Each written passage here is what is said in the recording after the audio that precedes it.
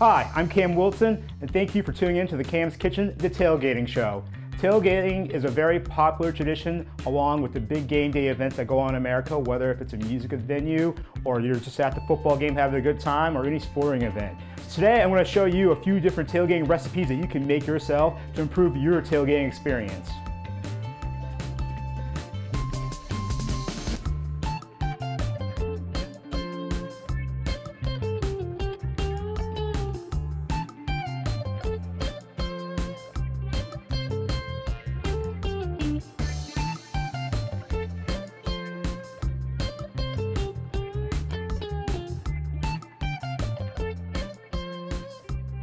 First thing I'm going to make today is the iconic Fenway Frank, which is going to be boiled in beer, and it's going to have a few crazy toppings and increase and not just be any ordinary hot dog.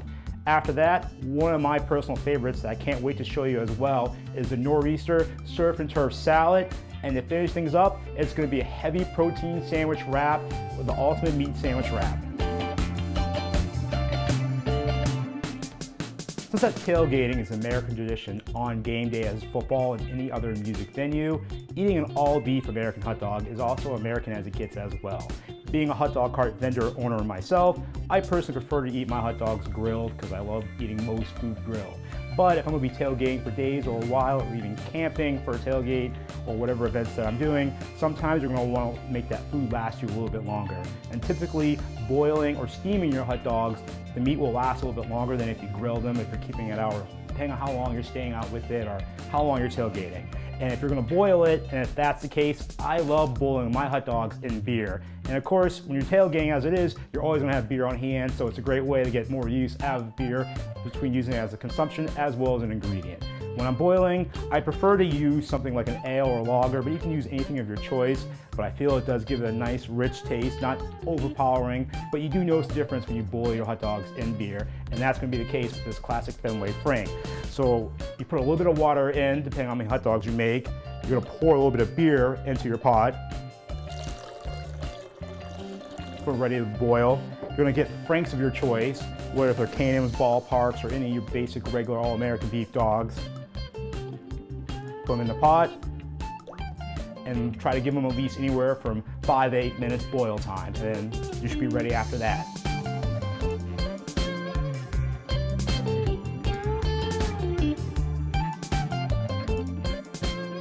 Great. After about 5 to 8 minutes of letting it boil and simmer in the beer, now you're ready to finish making your perfect Fenway Frank to continue on with your tailgating plans for your first meal. So from here, you're going to get a sweet buttered bun, or however you prefer your buns. I like to put a little bit of butter on mine, as well as cinnamon to give it an extra sweet flavor. From there, I'm going to first put a little bit of cheese at the bottom of the bun, so that way the dog's not going to be too loaded.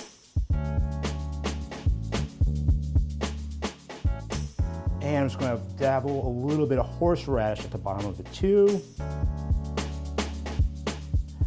along with a sweet pickle. It's going to make it taste even extra crunchier. After that, I want to insert my dog into the bun. Now we're almost complete in terms of completing the Fenway Frank.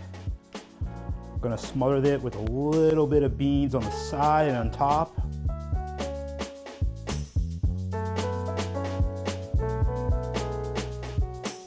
Some horseradish again.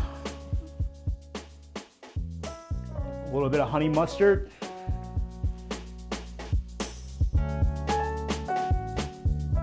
And barbecue sauce if you prefer, unless you're a ketchup person. And there you go, folks. We have the iconic Fenway Frank. Your tailgating party is good and ready to go.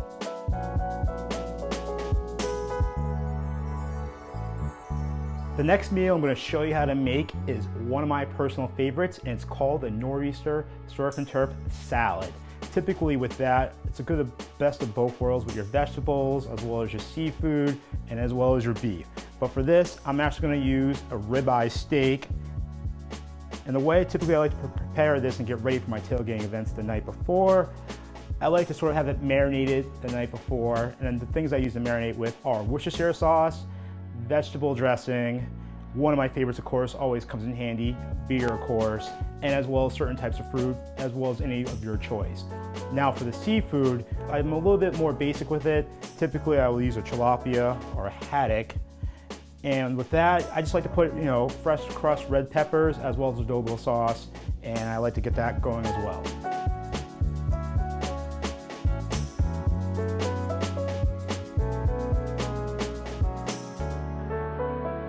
All right, great. Now that all my meats are done, freshly prepared already with the meat and the fish, now we're gonna go ahead together and put the salad all together. So first we're gonna chop up the meats like I said, then we're gonna put the mixed greens in together as well as tomatoes, a couple other vegetables, and your choice of dressing and vinegar, along with Parmesan cheese.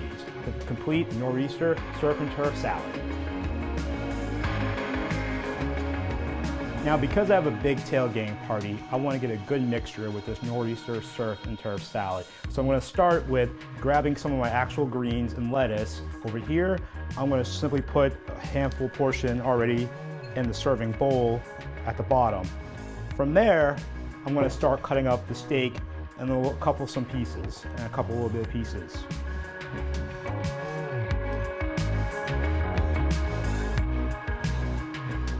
Because that's the reason why I'm just cutting it up, because I'm just going to mix this all in together.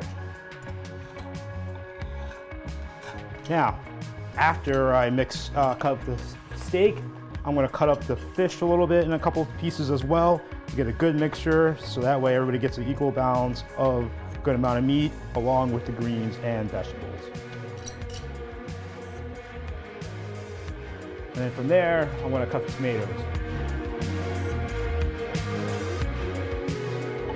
Tomatoes, I do like to kind of chop them up a few different ways. Okay, great. Now to finish some of the salad, I'm going to start slowly integrating and mixing things pieces by pieces, and that way I'm going to try to give it a good equal balance, because this is a big party that I'm going to be serving. So I'm going to put a couple pieces of meat on.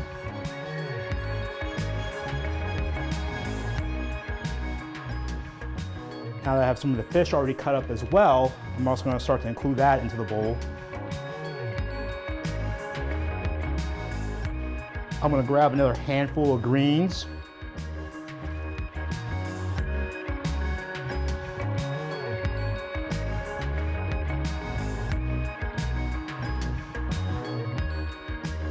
Now I'm about to add my tomatoes. And like I said, to keep it balanced, I'm going to mix it a little bit.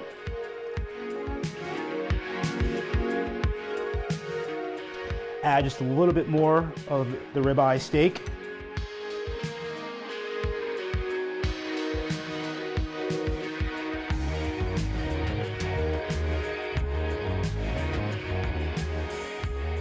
A little bit more greens.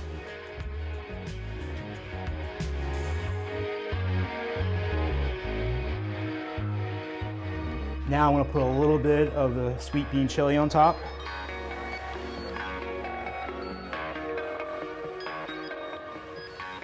Add a little bit of Parmesan cheese, my personal favorite. Doesn't necessarily have to be your thing, but I prefer to add it. I think it gives a little bit of taste. And depending on the type of dressing or salad you want to add, you're more than welcome. I personally like to use a ranch dressing.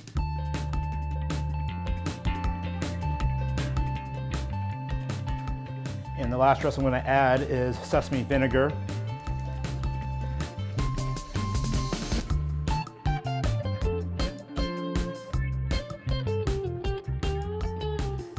And voila, there you have it, the iconic Northeast surf and turf salad.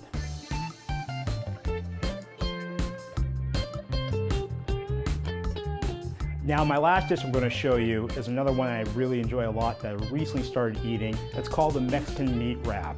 And what it involves a couple different choices of meat, such as sausages, sliced turkey, and refried beans. And along with that, some of my favorite vegetables as lettuce, tomatoes, and a couple interesting sauces, along with rice and blended cheese and horseradish. So first what I'm going to do when I get my wrap up, I'm going to start with putting some of the horseradish on the inside as well, and just a little bit of mustard.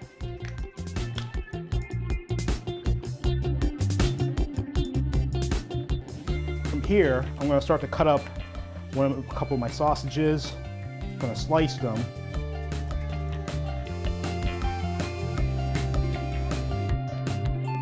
As well as get one of my thin pieces of turkey meat.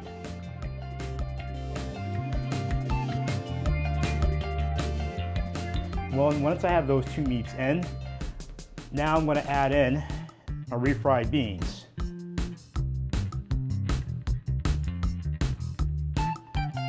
After I have all my meats in, now I'm going to start to add in some of my vegetables.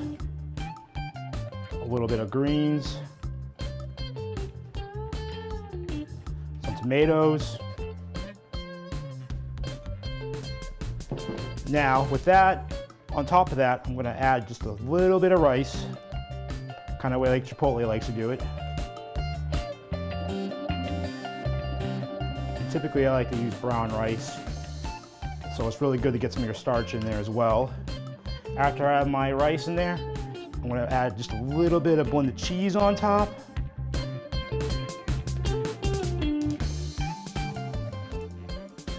Then I'm going to finish it off with some salsa.